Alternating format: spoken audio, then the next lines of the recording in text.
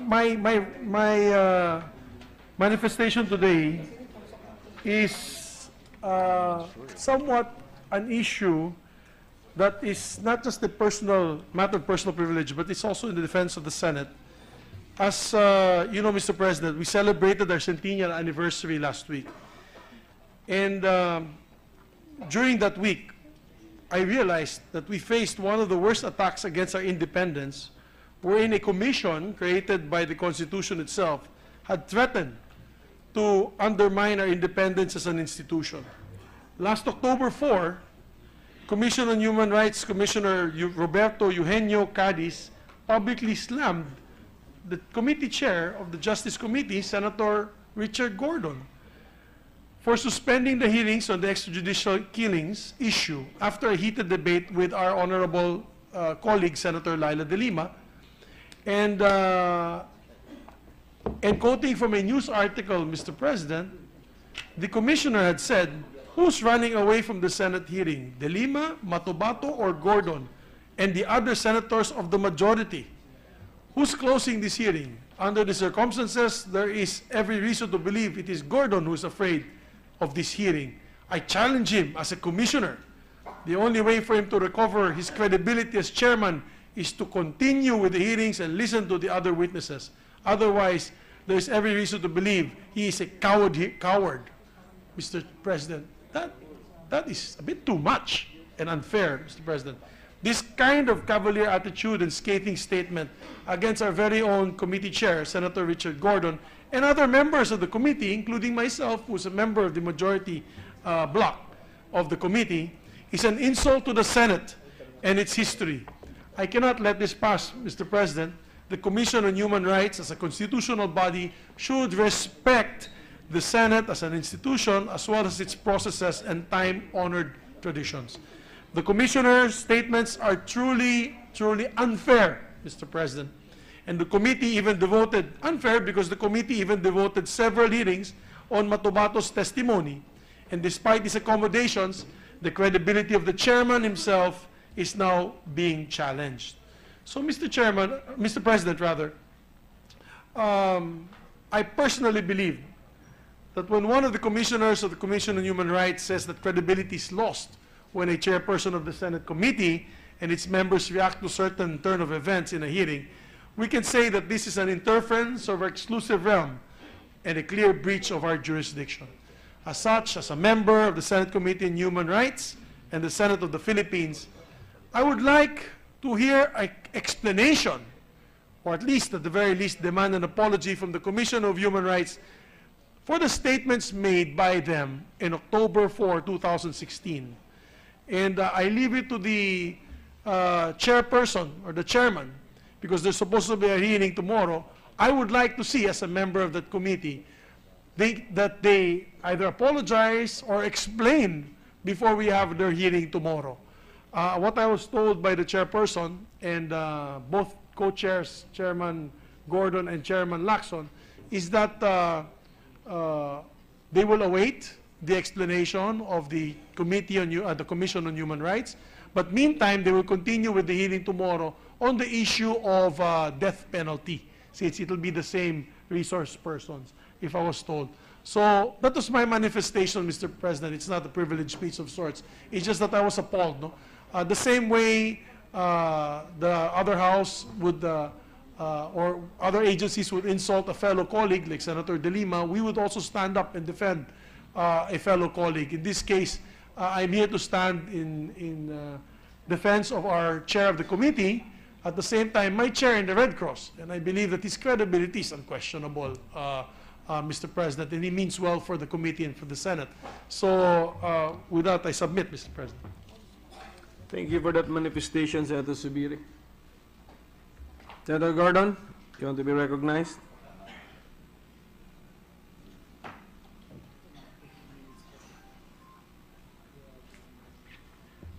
Mr. Chairman, I'd like to rise here and reply to my colleague from Bukidnon.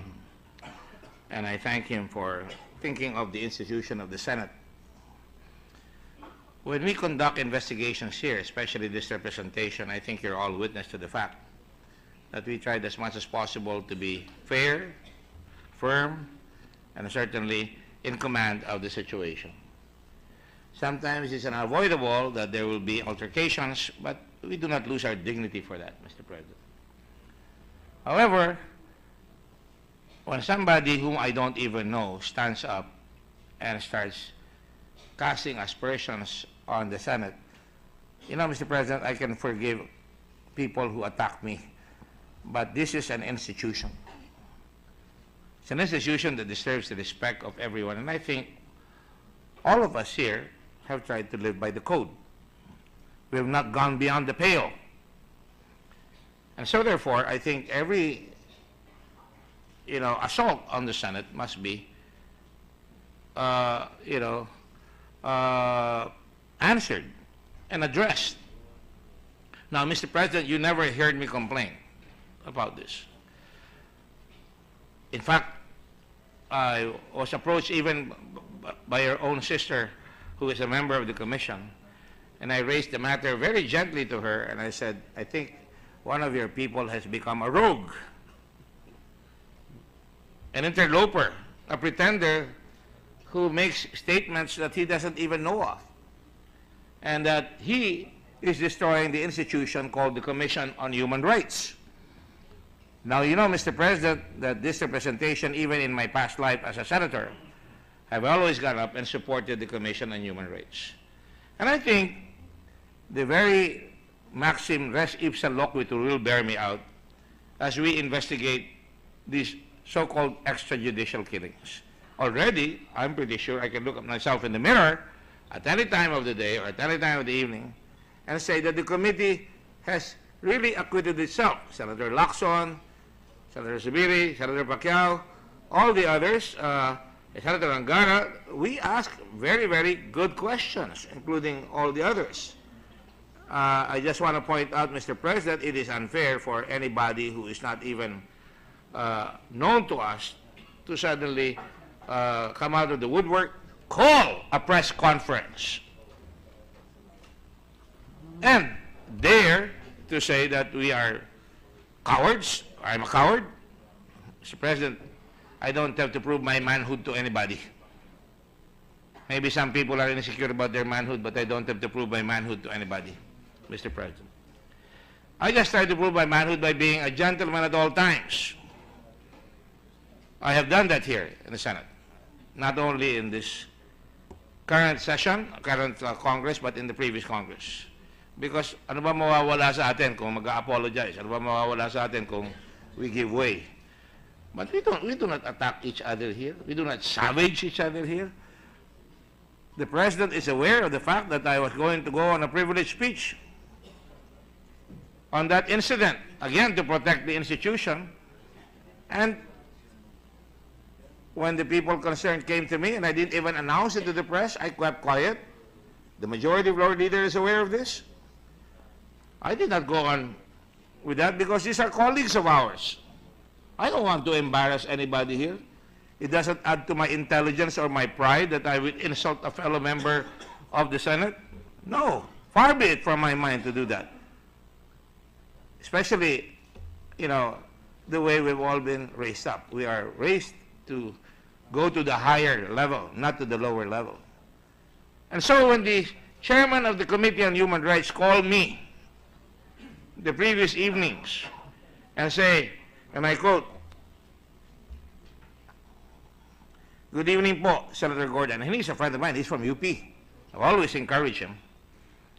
And he says, "I am currently in Amsterdam and heard about the news report that one of our commissioners criticized you. This is not the position of the commission. And back, and I apologize for whatever aggravation this may have caused you and the honorable members of the Senate Justice and Human Rights Committee. I've spoken to the other commissioners and we hope to make it right. May I please call you? Thanks and God bless. Chito Gascon." I took the call, Your Honor. Late at night, because I sleep late. No shirt on my back, no skin on my, nose. And I just want to say that, and I accepted that call. I did so as a friend, knowing that he's sincere. And I still think he is. Unfortunately, when the so-called apology came out, it was kind of limp and kind of condescending. You know, and I told some members of the Commission on Human Rights yesterday, huwag naman ganyan. Kung mag-apologize, sabihin nga direkta, wala naman mawawala eh. Senado yung ininsulto nyo eh. Ako, kaya kong patawarin yan. Pero pag Senado, kalaban nyo ako.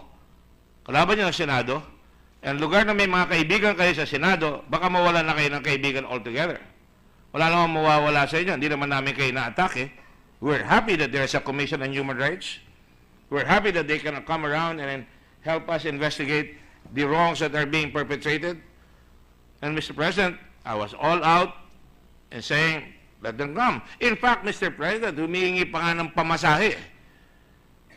Lahat sila, 50 members of their witnesses and their, humihingi sila ng pamasahe. And I would have to look for the money so that they can come here. Pero I told some members of the Commission on Human Rights, you have to come across. You have to tell this member that he was out of line, that he was not only unauthorized, and it cannot be the chairman apologizing for him because he has not even apologized by himself. It's no big deal for me, Mr. President. No big deal for me as a person. It's a big deal for me when the Senate as an institution is attacked. And you heard Mr. Gascon talk about the members of the Senate itself. He knows what he's talking about. And that is a cavalier state, not a cavalier statement in the wrong sense of the word. That is a statement of a gentleman. But let that commissioner skunk out of his responsibility. He should not skunk out like a skunk. Your Honor, he doesn't deserve the dignity of being named here in this commission. So, Mr. President, tomorrow, I am not going to call the Commission on Human Rights until an apology is made to the Senate. I will intend to continue with the hearings. Mr. President, since I took over reluctantly, and I even asked that some members who were in the middle of the affray be members of the committee, and I don't have to pat myself on the back. I wanted fairness. And all throughout, we did that. And I'm glad that I don't even mention who came to me because we're all friends. I commiserate with all our friends here when they're under attack. But, Mr. President, I cannot commiserate in this particular action. This guy is not even man enough to come to you. Mr. President, huwag na sa akin, kayo. Kayo ang Senate President. It's not our intention to attack the institution of the Senate. It's not our intention to demean the Commission on Human Rights. Human rights, you have the duty to respect one another. Ano human rights are you talking about? Ang human rights na kabig, hindi yung duty. You have to fulfill your duty as well. Your duty to your fellow man to be respectful. Not because we are higher, or not because we have a title, but because we are human beings, entitled to respect and the dignity that we have earned. I don't even know this man. I'm not being emotional here. I don't need to. But I do know that when he says, for example, let me just say, you know, so that Botabato was started afraid to confront the other witnesses. You know, we're cowards. My gosh, we gave Botabato all the leeway. And, you know, tomorrow I intend to show the lies perpetrated by this man, because he came in, and we intend to show that. I also intend to show the people of this country that the police of this country have a responsibility to explain why they cannot solve killings. I'm not going to run away from that responsibility. Pag may namamatay, magpaliwanag dapat ang responsible. And that is important. And that is why we took great pains, Mr. President, to even write down every killing in every province. I even took pains to put the name of the commander of the police so that he can be put there and say, "Oy, ang dami na namamatay sa'yo, anong ginagawa mo? General De La Rosa, what are you going to do with this man?" Eh, pwedeng ganyan. We're doing our job, and this guy just comes out of the woodwork. You don't even know him from Adam. He wants his few minutes of pain, steps on the back of people who work hard, and we don't even know him. My God, Mr. President, I'm not going to call the Commission on Human Rights until they acquit themselves. If they cannot acquit themselves of this responsibility, I am not going to support them. I will continue supporting the human rights as a philosophy of this individual who was raised by his parents to respect others. Even the bar girls in Olongapo, even the lowly, even the criminals deserve respect. They deserve due process, Mr. President. That is our belief. And I've been in the Red Cross for 48 years. I don't want to use the Red Cross for anything else. But res ipsa loquitur. All of us have to speak for ourselves in the manner that we do. You know, I was looking at the debate the other day with Mr. Trump and Mrs. Clinton, and I was amused. My God, these two people were demeaning themselves before the whole world, accusing themselves of all kinds of things. They were never focused on the issues. They were focused on their personal attacks from each other. My gosh, sabi pa ni Mr. Trump, those are words. That's locker room banter. And then he goes back and says, but her husband, you know, and he did act on certain things that he should be responsible for. The same thing here. We are all responsible for what we say and what we do. And therefore, Mr. President, forgive me if I would not call that, and I would like to manifest here that para hindi naman masayang, although I'm against the death penalty, and since it is also connected here, I will hear, ando naman same witnesses naman yan, NBI, pinatawag ko po, para kung hindi kayang ibistigay ng internal affairs yung mga pulis, papaimbestiga ko sa NBI. Pinatawag ko po yung mga pulis. Iharap ko, tama ba itong death penalty sa mga drugs? Because baka naman ang nangyayari dito, tayo, wala tayong death penalty sa drugs, kaya tayo ginagawang hub. Malimit sinasabi ni Senator Soto yan na malimit na ginagawa dito dahil hindi natatakot dahil wala tayong death penalty. I am against the death penalty. Foursquare, you heard the debate between me and Senator Pacquiao. But I am willing to consider and listen. And I want the Senate to make that decision for themselves, each and every one of us. And I think that has become more important than discussing the complaint of the human rights individual who seems to have the franchise on what is right and what is just. I don't know who gave him that right. But we must stand up and, you know, and really condemn this individual. Not because we're bigger, not because we're more powerful, but because the Senate has earned the respect. We just celebrated 100 years. I was very proud of the fact that we saw our forebears in the Senate, the Rectos, the Cuencos, Sotos, the Dioknos. And I said, I'm glad to be in the Senate. I mean, I didn't join the Senate just to be, a power base or to take a position here, to take a title. I came here and I look back at that, and I hope the people who will succeed us here in the Senate will act in that fashion, that we are trailblazing here, that we are capable of conducting an investigation in an objective manner, not being controlled by powers that be, even if people try to let them know that, say that that is their perception. Well, I'm not afraid. I've never been afraid. I've stood up against other people, and I don't have to do, it was difficult. I know how one of our senators feel right now, and I commiserate with her. But I have never been unfair, Mr. President. I will not be unfair, because that demeans us. We are here to enable and ennoble our people, and enable and ennoble our colleagues and each other. And if we cannot do that, then sana na natin na Senado. Kung tayo babatuhin na lamang ng mga taong hindi natin kilala, na may responsibility dapat, excuse me. So, Mr. President, you will forgive me. I will not call the hearing tomorrow on the matter of extrajudicial killing. I am ready to make a report, quite frankly. Ginagawa ko na po yung report. Pero hinihintay ko na lang yung ibang mga gamit. And I think you can fault me for it, but I know I'm going to make people accountable. And I'm going to ask everybody, start my report, they will have to sign. Each of one will have to sign that report, and people don't like it, then they won't have to sign it. But the point is, Mr. President, we all take responsibility for our actions. The CHR, the leader, must always take responsibility for the people that he leads. Tito Gascon has done that, but the CHR has not done their duty as well. So, Mr. President, thank you very much for the time. Hindi ko po kailangan magpa-importante dyan sa tao yan. Sabi ko nga doon sa ating mga kaibigan dito, pagdasal na lang natin yan. They know not what they do. Siguro nakatungtong sa kalabaw, mas malaki pa sa kalabaw.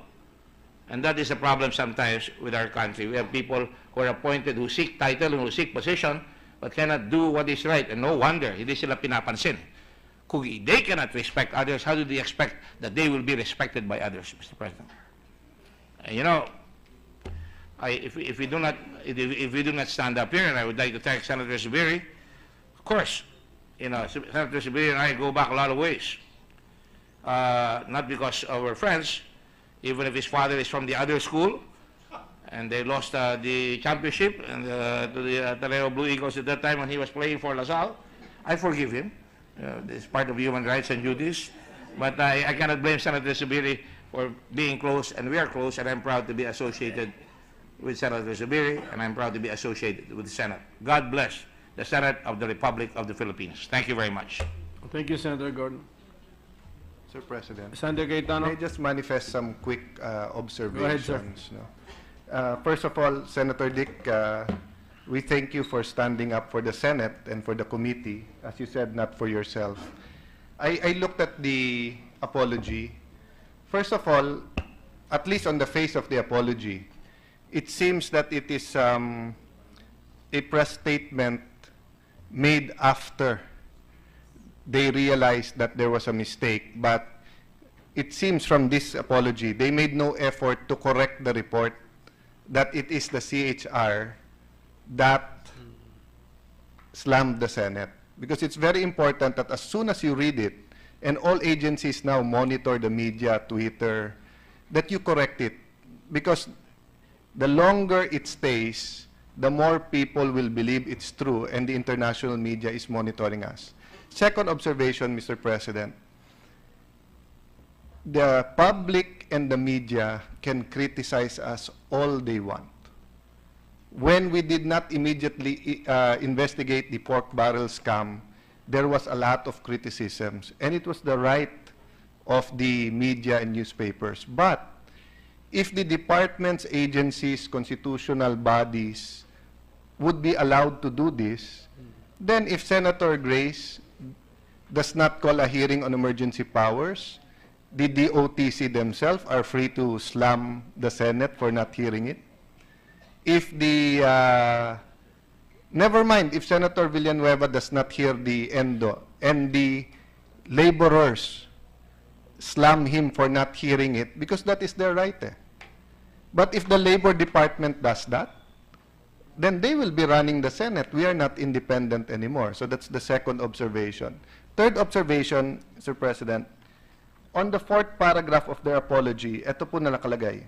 The Commission hopes that the Senate will come up with fair and credible results cognizant of the latter's independence and competence. I'd like to clarify, what does that mean? Does that mean na kung hindi sila satisfied sa results, hindi na ito fair and credible? You know, when we write letters, when I write a letter to you, I say, I hope it will be favorably considered. Meaning, Mr. President, baka may hingin ako sa iyo or may i-request, baka hindi mo ibigay. Kaya I hope favorable. So when they say they hope it will be fair and credible, expect na natin. Kung hindi yung resulta na gusto na lumabas, ay hindi yung resulta na gusto ng CHR, they will again slam the Senate. So why apologize in the first place? Lastly, Mr. President, the CHR is a constitutional body. It is up to them to investigate human rights violations. So I do not understand why they are making it appear to the public and to the international community that when we stop, tigil ang investigasyon sa human rights. They can investigate 24/7. It is their job to investigate, and it is their job to pass it to the prosecutorial services of our country and to do other remedies. Yung atin in aid of legislation, Mr. President. So I do want to prolong the discussions, but since it was taken up, I just wanted to put those observations on record. And again, thank Senator Dick. I know he did not want to stand up. I knew he didn't want to make this an issue.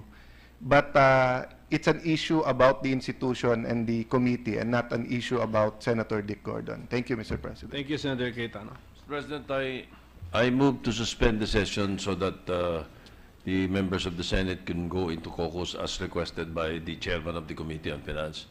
And that will give us a chance to look over the budget of the Commission on Human Rights, especially the commissioners, That's correct. Mr. President. That's correct. There's So a I move motion. to suspend. There's a motion to suspend. Any objection? Hearing none, our session is suspended.